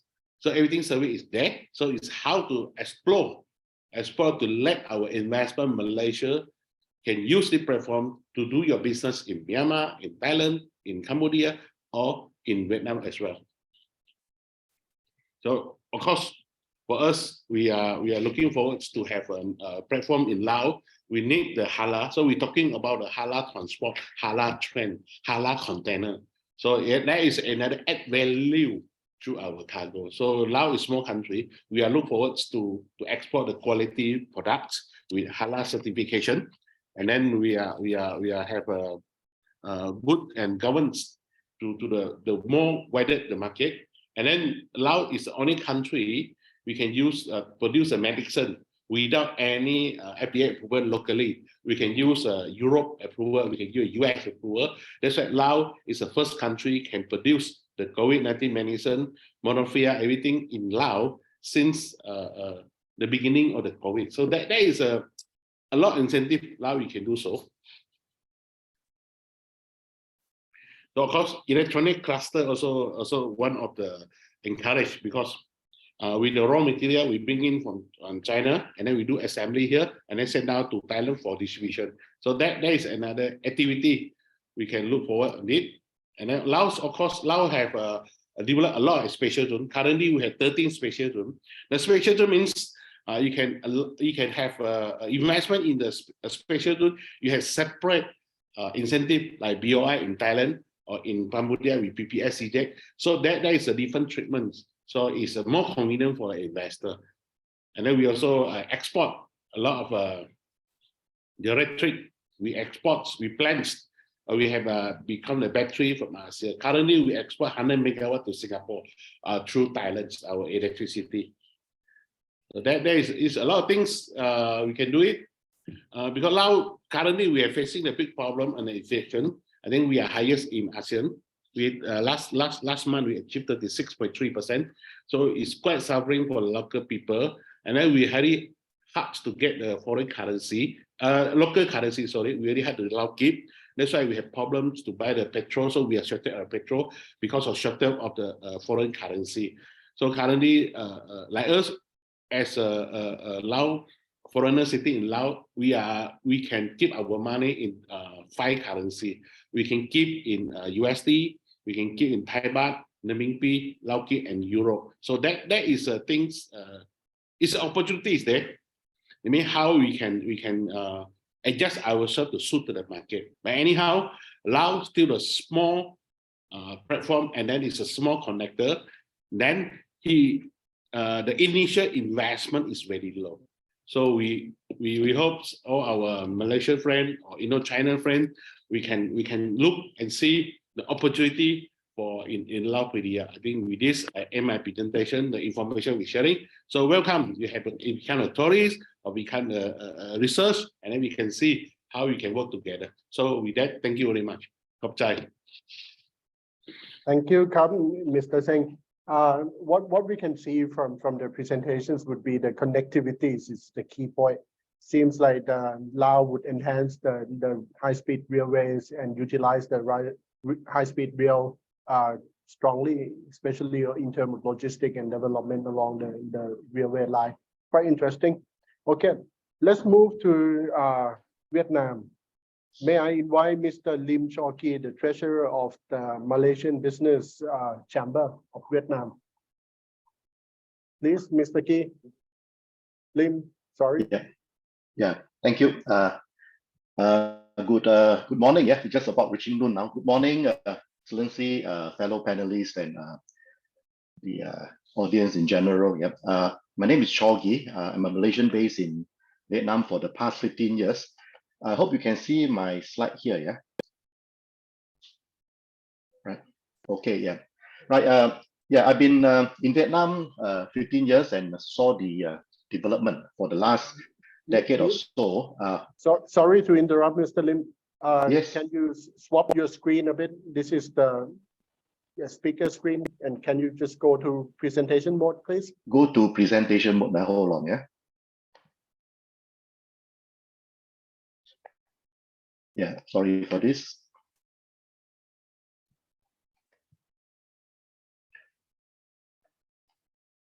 Is it better now? Can you click? Right, no problem. Let me Okay, that's perfect. that's Thank you, better, Doc. yeah. Okay, sorry for that, yeah. Right, I was looking at the presentation by our fellow panelists today, and was wondering when we were the audience that we have. I was looking through the participants and looking at how we have been structuring this forum format. I thought it's very encouraging that we are promoting our respective host countries. Seems there are so many opportunities in the region within Indochina to our Malaysian investors. And I'm also very happy to see that there are quite a big number of participants who have signed on. But I also do realize that most of them are in some ways segmented along different clusters based on our so-called host countries. Yeah? Some from Thailand, some from Cambodia, some from Vietnam, some from Philippines, for example. Yeah. So I was thinking maybe what do we wish to achieve here today? And I'd like to maybe, number one, not sell or promote Vietnam too much, but provide only certain information about the recent updates in Vietnam. And number two, on how we as Indochina MBC can work better together in promoting Malaysia, as well as promoting our Indochina MBC to our corporate members and individual members around the region. Yeah, right. So a bit of introduction first about what we do in Vietnam. Yeah. Okay, for our Malaysian Business Chamber Vietnam, we have there's a picture of the board members. We have a young, vibrant, and I'll call them playful team. And their day job is, I like to say their day job is in MBC, and they have a side job, which is their respective professional career or business. Yeah. Our membership base is not too big, sizable. We have about 30 corporate members with 70 something representatives, and these are corporate members that could come from the banking industry, from real estate, from services, manufacturing, renewable energy industry, agriculture, production, and so on. And we also have a good handful of individual members, and many of them are involved in high-level positions in professional services, business development, marketing, sales, and so on. Yeah. Right. So our activities are managed by our exco members. We have a very active exco or board members that are structured along different types of activities. Yeah, this is just for an idea on what we are doing here. So we have members relation, we have communications, sports and charity, business function, and more social networking, and so forth. Yeah. So these are all things that we do within the EXCO, and we have a lot. And when I say a lot, at any 1 week that some of our members, and invite people coming from our other ASEAN and Indochina countries to visit Vietnam. When you come here at any 1 week that you arrive in Vietnam, I'm sure we have some activities for you. Now, it's not all just MBC activities, but it could be MBC together, MBC Vietnam, together with our co-host members, which could be the chambers from the ASEAN region, be it Singapore, Thailand, and the other countries, and also the chambers from, for example, Hong Kong, Taiwan, China. We are very active in Vietnam. In fact, the business community is very closely interacted. Yeah, that means they are every time a member, a chamber hosts an event, the other business chambers would also co-host it, and that result in having what I call the multiple activities within a week. Now, our highlight, just to give you an idea of what we have been doing as a business chamber in Vietnam, we had a major golfing event in May, and you can see here 100+ people coming in on a very bright sunny day, right? We had this event with support from many of our corporate members and so forth, and it was a very fun day for most of us. And there are a lot of pictures that I do not want to show here because we simply don't have the time, but for those who are interested to see what we do and the activities that you as our MBC Indochina can participate in, please feel free to reach out to me or to my other ESCO members in Vietnam. We can share with you some of this excitement. Yeah. And this week alone and next week and the week after that, we have a lot of business networking activities and so forth. Yeah. Right. So back to why we are here. Yeah. And I'm thinking very hard together with some of my my fellow board members. Now, how do we see this platform? This is a very useful platform that can bring us, all of us together in Indochina. Now, what is this platform for? This is more like thoughts, some thoughts on what could be the potential space for further collaboration. Now, we want someone to be able to visit Bangkok or Vientiane to call someone for coffee, or if you're healthy in terms of we can talk about kombucha, or we can have beer when we visit. And certainly it's a very good platform for business networking, but we have to be quite specific sometimes. To me, when I look at business networking, one criteria is that if you can claim the traveling expenses and from your company, then it is a business networking that benefit your position in the company. Otherwise, it's a business networking for individual level. So I mentioned this point because for MBC Indochina, if you look at the platform that we have now, it's all targeted towards respective host countries. Yeah, so Thailand is promoting Thailand, Cambodia is promoting Cambodia, and Vietnam. I'll be of course talking a bit about Vietnam, but our audience today are mainly the other board members and some probably some corporate members from the region. But I do feel that there are probably more effective ways of reaching out with our presentation and slides. I think a much larger corporate audience targeted at those corporate or companies which are still based in Malaysia. And I think by focusing on the Malaysian companies that have yet to venture into this region, it'll be more useful. Yeah. Now, of course, this is a good channel to present an Indochina view to our Malaysian businesses in the region. We can provide a compendium of doing business guide to Indochina. And of course, when I look at the how the other business chambers, MBCs in the region deal with their manage their activities, promote members' benefit, it's also a way for MBC Vietnam to benchmark. In fact, we can learn from each other on enhancing our service support to our members in our respective countries. And lastly, but also very importantly, I think this is a good forum to not just promote investment into Thailand, Cambodia, and the Philippines, or Laos, but it can also be a very good forum to promote Malaysian products and services to our host country customers. And I'll touch a bit more on that, especially for Vietnam. There are huge opportunities for Malaysia to promote services to Vietnamese customers, including the new rich, which could be education, could be tourism, could be medical tourism, could be wealth management. There's huge opportunity to so-called sell Malaysia to our customers in the respective countries. Now, I still need to do a bit of update on Vietnam, but I promise you it's a very short 3-pager slide, and I'm sitting on the shoulder of giant. No point duplicating this. I'm taking this from the World Bank report in August 2022. Let's forget about all these statistics. I just want you to look at the big caption here. Yeah, it's economy as usual. Now, in August, September, what we see here is Vietnam GDP growth has gone back to almost pre-COVID. Yeah, so high growth rate. 2022, in fact, would register a very high growth rate for GDP in Vietnam. 2023, there could be a bit of adjustment, but still in a high positive territory. And continuing massive FDI flow.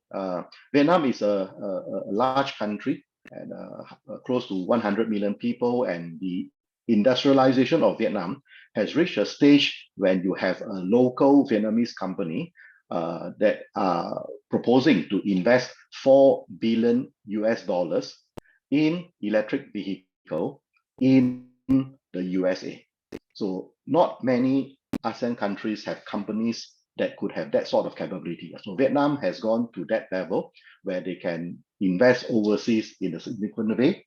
Now, the other Indochina countries probably we are benchmarking would be Thailand, where there are many big PCLs or public company limited investing overseas, which are what we call the outbound investment from the country.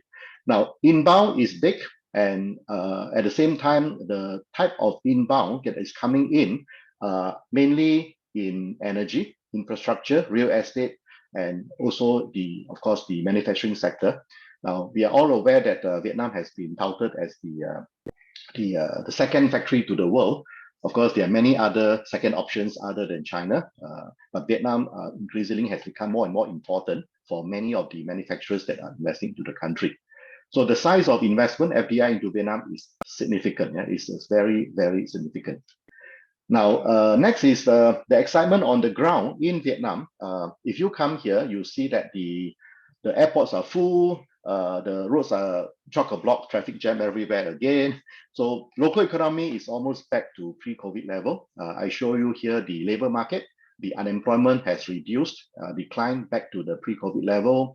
Domestic demand is up again, back again to pre-COVID, and we have the retail sales, which have been very encouraging. Now, there was one report that shows that the domestic flights within Vietnam has returned back to pre-pandemic. Of course, international arrival and departures are still low, but the domestic sector within Vietnam, and Vietnam is a huge country, for example, between Ho Chi Minh and Hanoi. If you come and take the plane now, you will realize that the airport and the planes are all chock-a-block, which is a very, very encouraging sign. Yeah?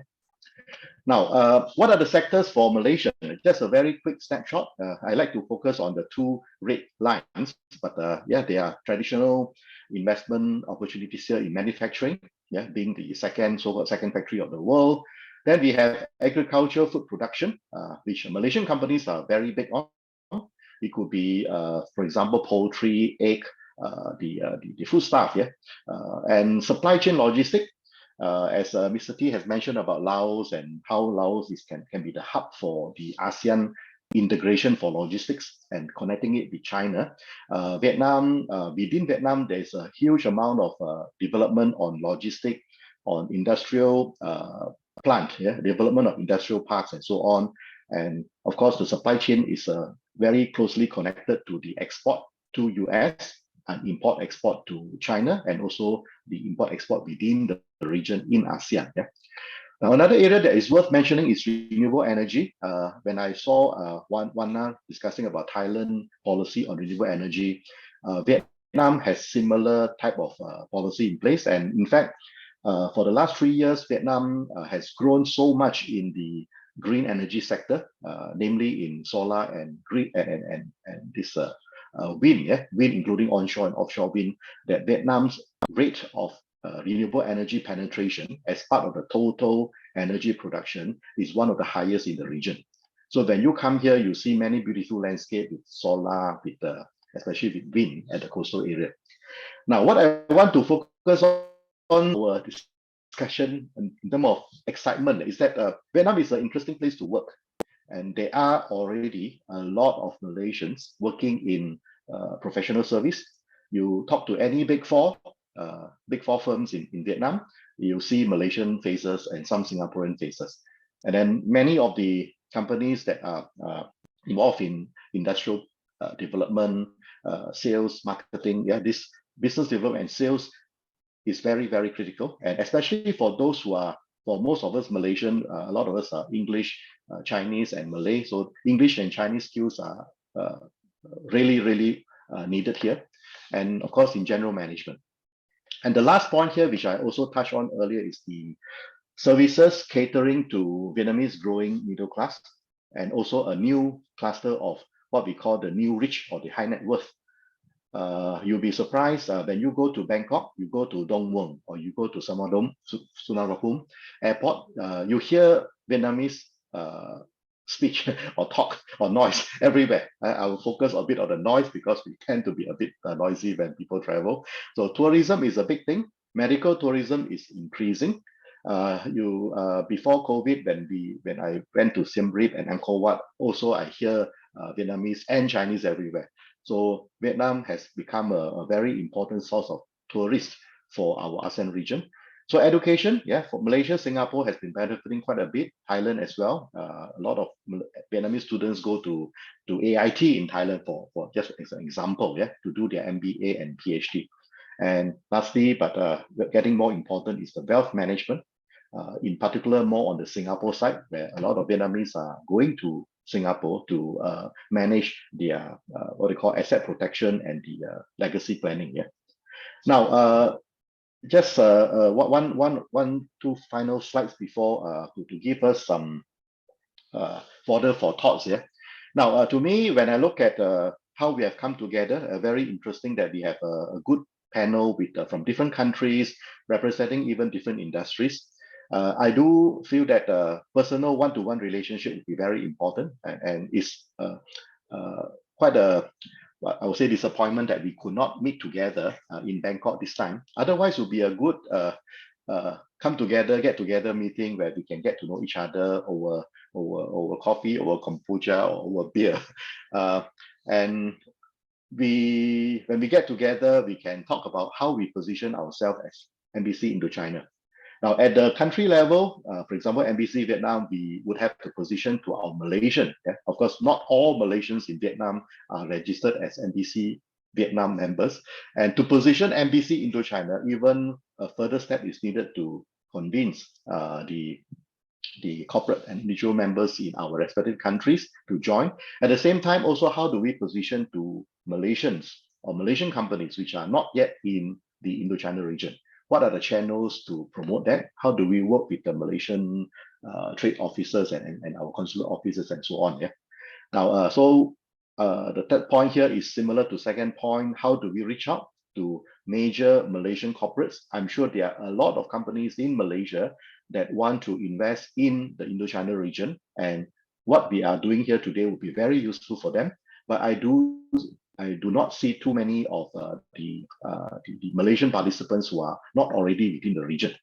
And lastly, how we as Indochina MBC get together to promote services, yeah, Malaysian services and product to our customers, Thai customers, Vietnamese customers, Filipino customers, to be able to enjoy Malaysian products and services, and how do we benefit Malaysian companies and individuals in this area of work. Now, so I think that's all for today, and I'd like to express my thank you, and also on behalf of MBC Vietnam, thank you to MTCC for organizing this very useful and important forum. Thank you, Dr. Charlie. Yeah, thank you. Thank you, Mr. Lim. You hear from Vietnam, business as usual, economic as usual. So welcome to Vietnam. Let's go to the last speaker. Our last speaker is Ms. Geraldine Ho from Malaysian Myanmar Business Chamber. Geraldine, please.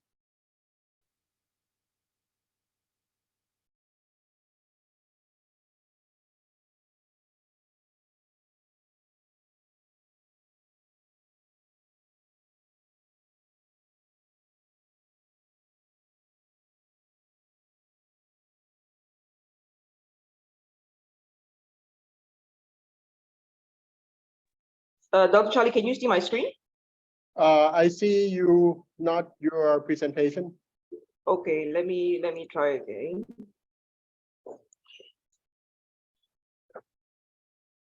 How about now?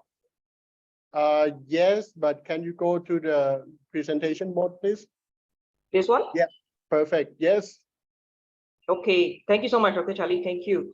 Good afternoon, everyone. So let me just start off giving a short introduction. I think I will follow generally the same structure as my colleagues before this. Firstly, start with an introduction on the Malaysia Myanmar Business Chambers, and thereafter to speak a little bit about the host country, and a little bit on the framework of investment, and thereafter again similar to what Mr. Lim has done for Vietnam, to sort of highlight some opportunities that Malaysian companies and indeed other companies in the region may take advantage of. So firstly, to start off with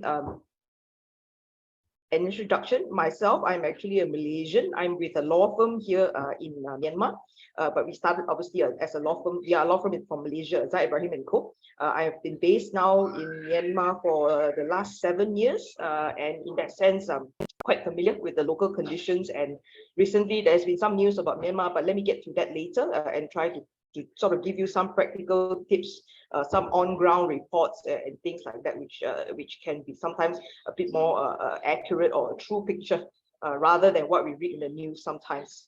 Okay, so MMBC is similar to the other Malaysian chambers that we have in the region. Our purpose is actually to promote business relationship between Malaysian companies coming into Myanmar, and also within in-country. It facilitates as a platform for networking.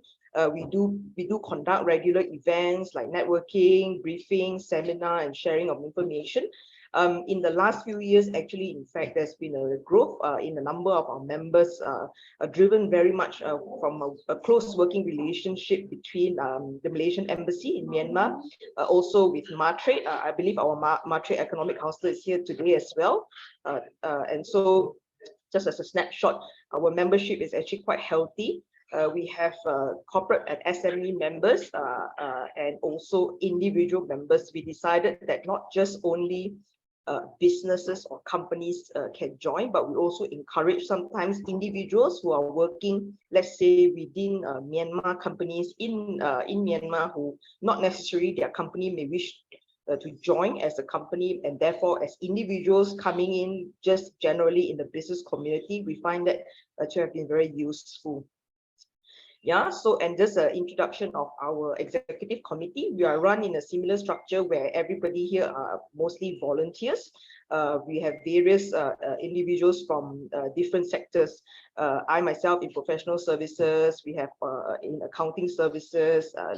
One interesting fact is that in our executive committee, it's not just limited to Malaysians, but we do open it up to local Myanmar businessmen, particularly those who actually have some existing business relationship or existing business with Malaysian companies.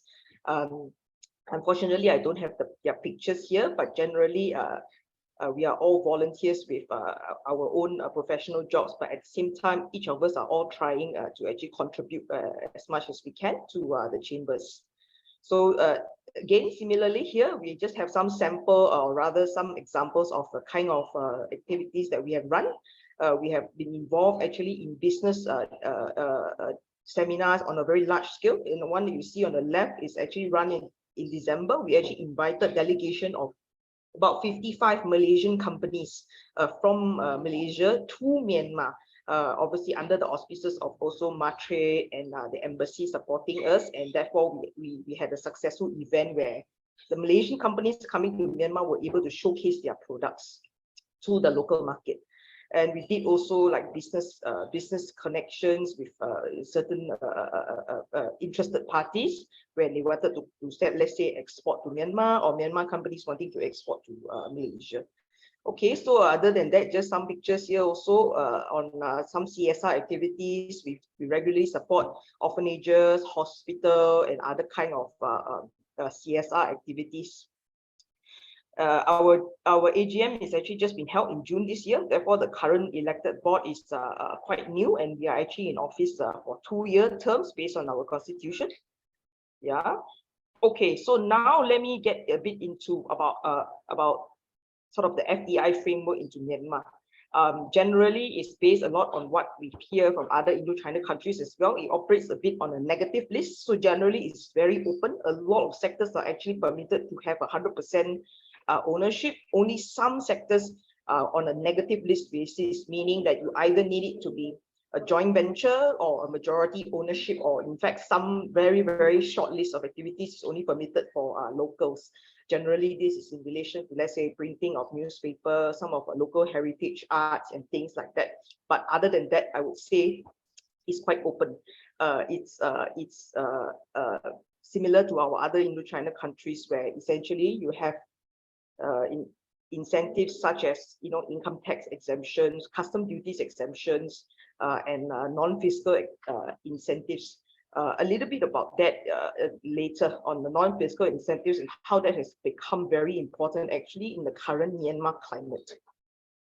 Okay, again here just a very short snapshot as well on the type of sectors that currently people are investing into FDI in Myanmar generally is in the power, which is in energy. Myanmar has actually, electrification rate remains quite low. In some parts of the country, they still don't have stable electricity. Of course, in the cities, it's much better, but there is still an issue of power cuts, particularly in the raining season and the summer season. So in that sense, power has always been a sector which, it attracts a lot of foreign investment. So not just on a large scale IPP or power producer level, but also, of course, in the entire supply chain of power-related activities such as services and other kind of ancillary supply chain in the power sector.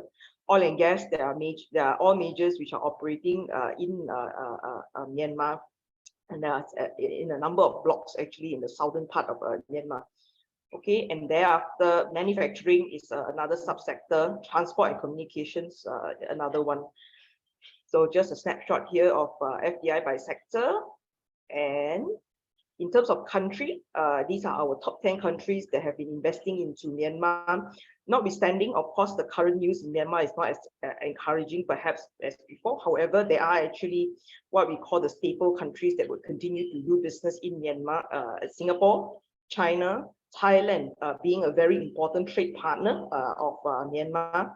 And just a bit of comment on Singapore, that essentially Singapore is a gateway country.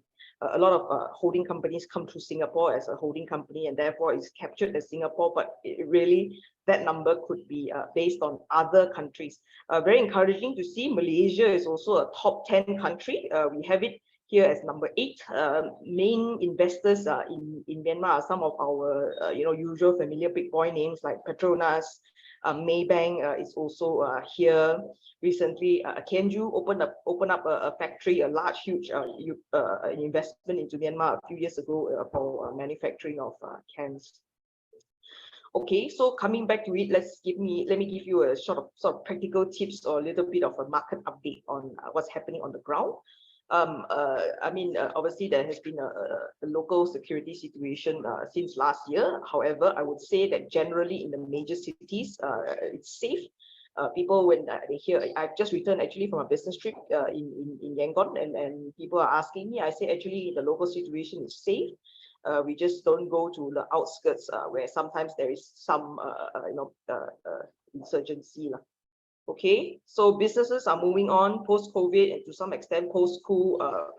Financial activity is hustling and bustling. If you go on the street, you can see a lot of people going out to eat in restaurants. All the bars are full and things like that. So I would say generally the on-ground situation is healthy and is conducive for people to return. Many of the MNC companies, expats have actually started to come back in country. Okay, so just a little bit, sometimes we read some things in the news. Doing business in Myanmar, I would say yes, there are some challenges in the current climate. There has been some foreign currency issues. I think a little bit like Laos, there has been some US dollar shortages in country. Having said that, I think there are still opportunities for trade, particularly border countries like Thailand. There are also opportunities to partner with Myanmar businessmen who look to expand into sort of the neighboring countries and to diversify. I've already talked on this a little bit, that the foreign FDI trade partners are focused on a few countries currently, and I believe that these countries will continue to maintain strong interest in Myanmar, particularly China, India, which are bordering, India and Thailand, which are bordering countries, and Singapore is a little bit of a catch-all. From where I stand, I've seen a sort of a restarting of activities or projects that have been previously postponed. For some time, it's quite quiet last year. However, this year, I would say that from professional services perspective, I have seen an increase from clients wanting to actually restart certain projects. Okay, and so just to summarize the last bit, in terms of practically which sectors, because obviously power, manufacturing, oil and gas, those are very huge investment type of sectors. I would say in terms of a lower scale, anything that supports the digital economy is something that is very much on the uptake now. So anything that adds, that kind of mobile financial things and that kind of sort of digitalization of things are actually really taking off in a very big way in Myanmar. And obviously not forgetting services is something that is also a big sector for Malaysians and Malaysian companies who have been operating here in Myanmar. Okay, so here again, as I mentioned just briefly already, these are some of our snapshot of Malaysian companies and local companies that are our MMBC members. Tan Chong is also here. Tan Chong also has a manufacturing facility in sort of about 1 hour away from Yangon, the main city. And yeah, generally we can see all these big names are also part of our members here, Malaysian Airlines, CIMB. Yeah. Okay, that's my last slide. Thank you very much. And I think I will take some Q&A after this at the end. Thank you.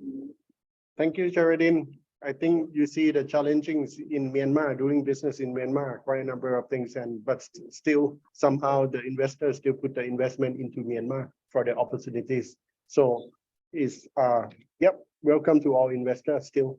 Now it's come to the Q&A sessions. Let me ask the floor whether you have any questions to speaker. Please raise your hand, open the mic, open the video camera. Yep.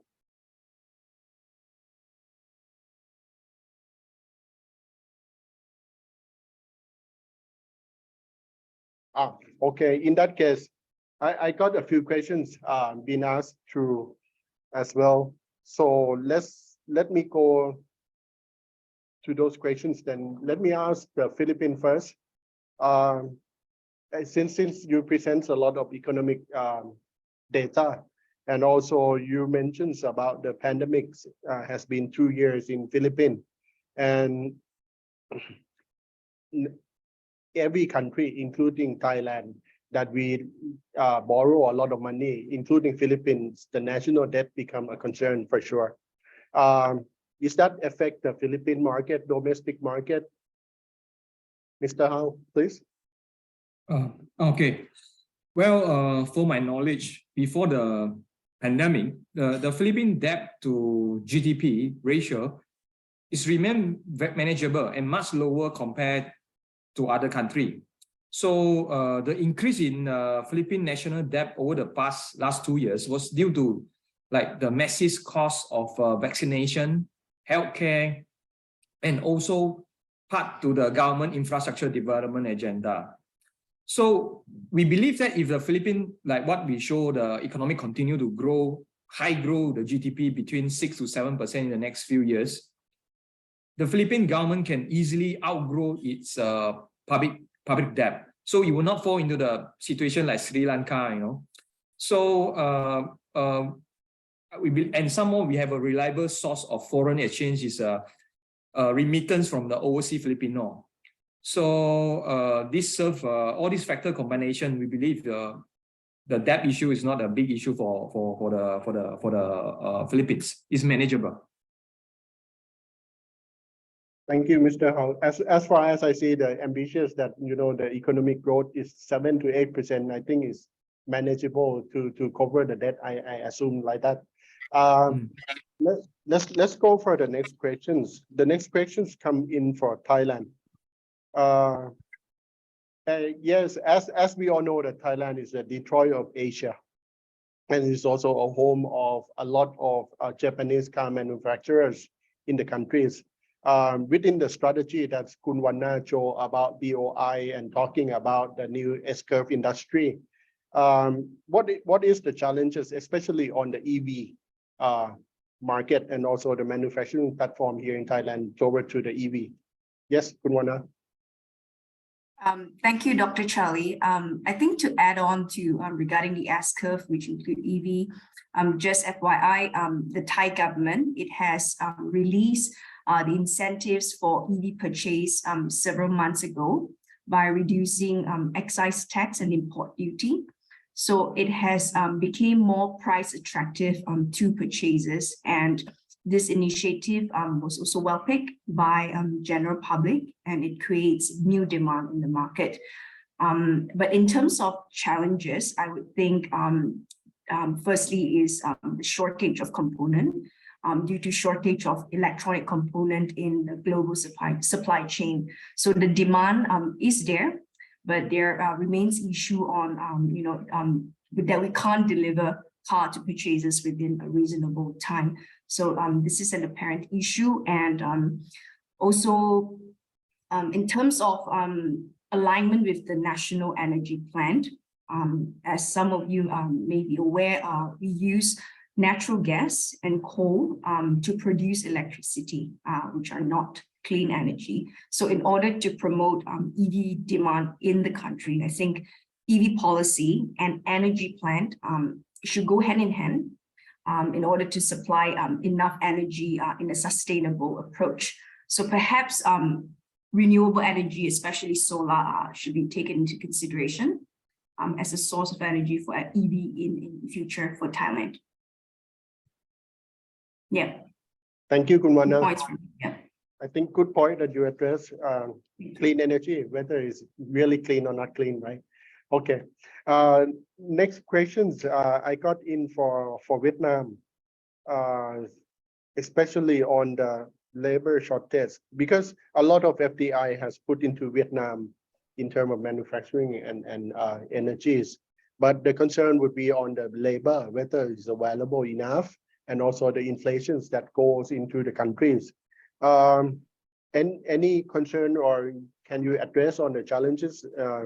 Any recommendations for the foreign investor, please? Yeah. Thank you, Charlie. This is a very pertinent question relating to the labor shortage, which can come as a very big surprise for many of us who understand Vietnam as a country with 100 million people, very young labor force, and how come there is a labor shortage? Yeah? Now, a few issues, and I think one of these issues relate to almost every country post-pandemic.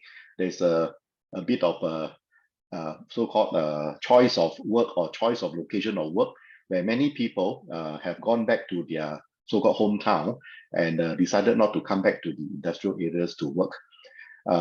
So that's one part of it. And second part of it, on the demand side, there has been increasing FDI coming into Vietnam, and therefore there's a big shortage for workers, and workers everywhere. And I do see that there's an upgrade of industrial capacity. In the past, it's all about textile, about the footwear. Now it's about electronic, about the mobile phone, about the gadgets for mobile phone.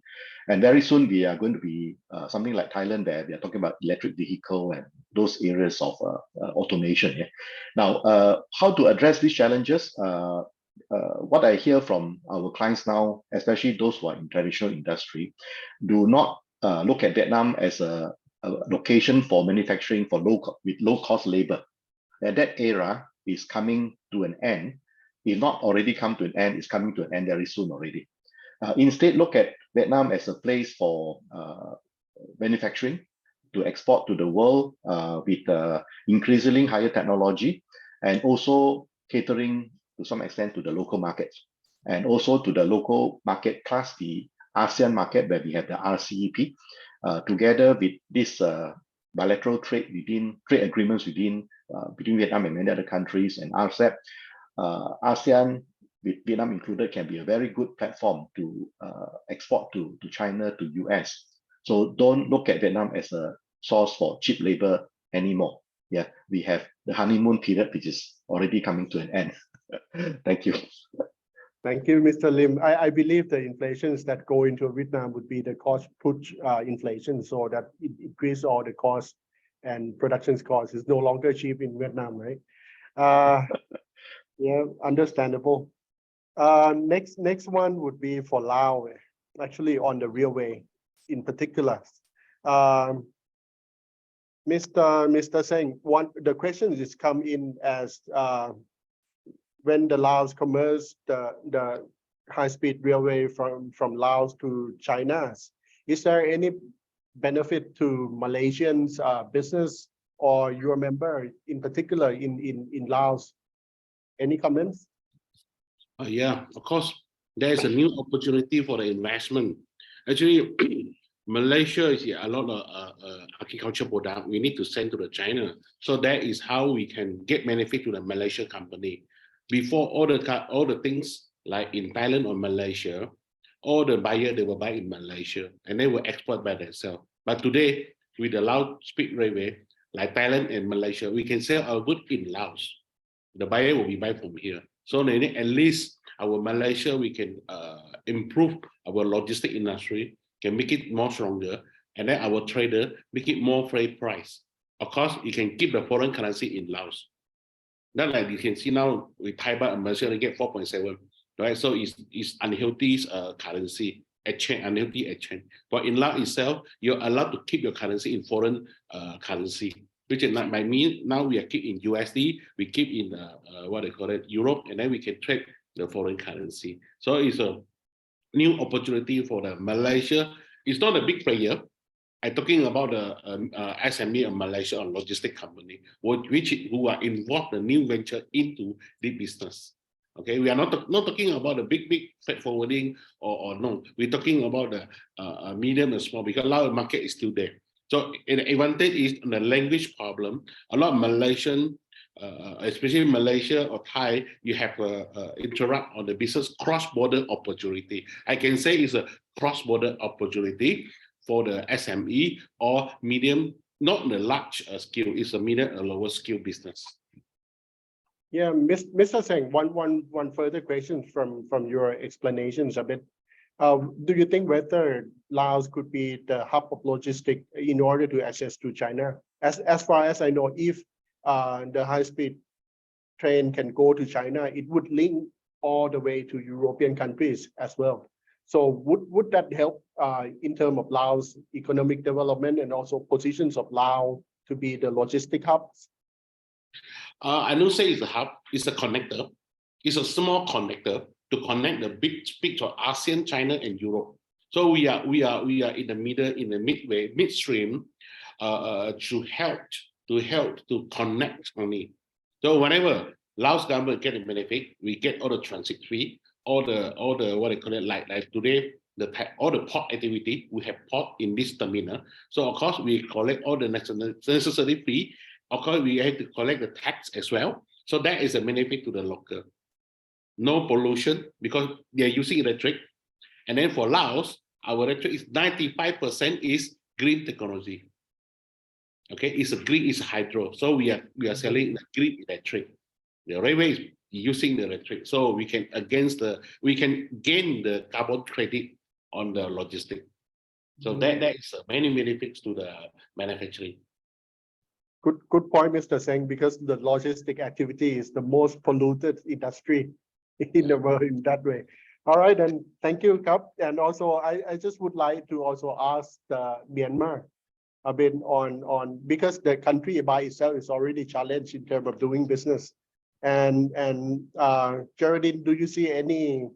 Can you give like outlook for Myanmar, whether like in short term or medium term, how the business should be prepared for step into Myanmar?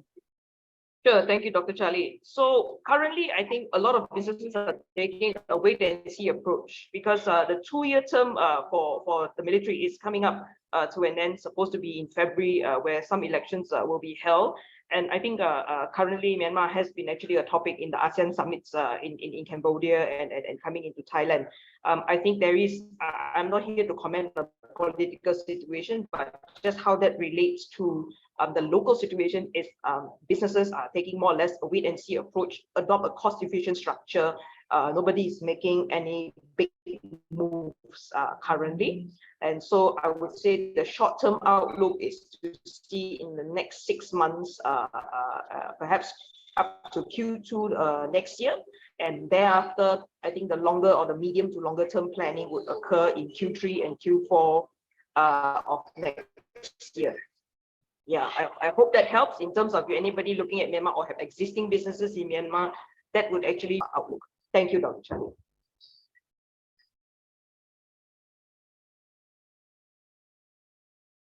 Sorry, I mute myself. Yes, thank you, Khun Geraldine.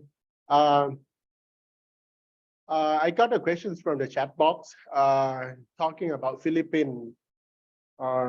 Perhaps Mr. Hao should answer. Have you read the questions, Mr. Hao? Yes, I saw the question now. Okay, there's a few question marks. The security situation in the Philippines. Well, this country is about 110 million. I mean, media was enlarged the bad negative image on the security issue.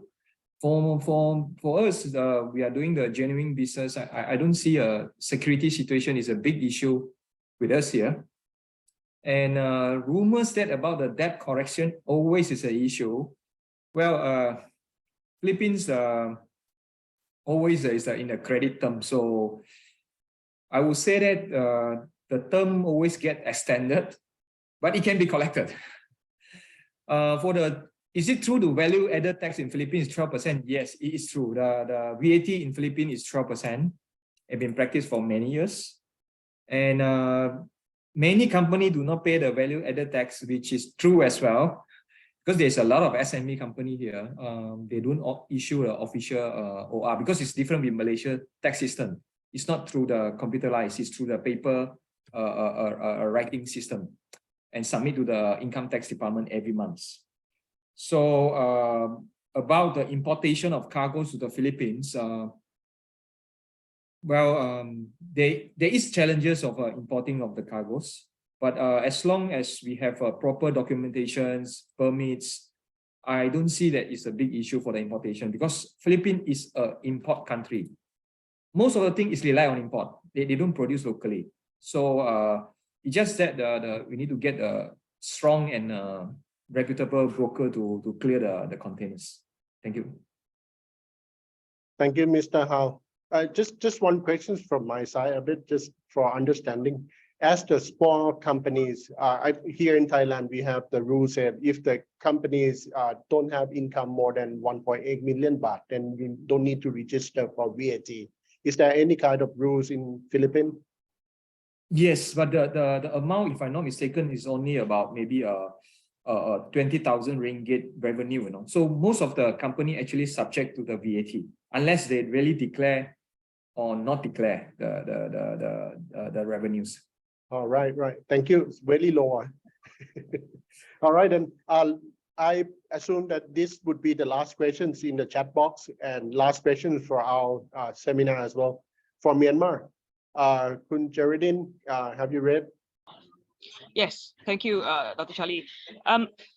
Regarding the port, I don't think that there's been any significant upgrade. There's been not that much activity in the last, obviously, COVID year and also what's happening. I think there is some backlog in terms of customs and processing, but generally that is not the main issue. I think the second part of your question is the one that is a bit more of a main issue currently, which is actually the currency and exchange control issue. Currently, there is a need for approval in order to actually buy US dollar and to make payments outside of Myanmar. Therefore, yes, in country now, there is a huge shortage of US dollar, and there has been sort of some businesses having to resort to informal channels, even when we talk about international organizations like NGOs and also even to a certain extent certain MNCs. It's just a challenging, it's a challenging climate, I have to say. I can't sugarcoat it anywhere else, but of course at the same time I would say that there is still businesses that are operating and that have been able to sort of weather the conditions. So yes, currency control issue still an issue. In payments in country, actually not so much cash anymore, because cash was actually a difficulty. Those days, yes, everything is in cash, but nowadays I think yes, TT online transfer is and digitization through app is becoming a lot more common. Yes, I would say. Thank you. Thank you, Geraldine. Yes, that's really good answer. Now we come to the end of the forum, and I think you have concrete and sufficient information to decide whether like which country is good for investment and the opportunity of each country. And I hope that it would be the information for your considerations as well, and to get network among our Indochina regions as well. I would like to thank you all to your participations, and once again, the presentations will be available for you all as a soft copy presentations. And if any mistake happened during the course, we Malaysian Thai Chamber of Commerce, we do apologize on that. And thank you for you all once again. ขอบคุณครับ Thank you, everyone. Thank you. Thank you. Thank you. Thank you so much.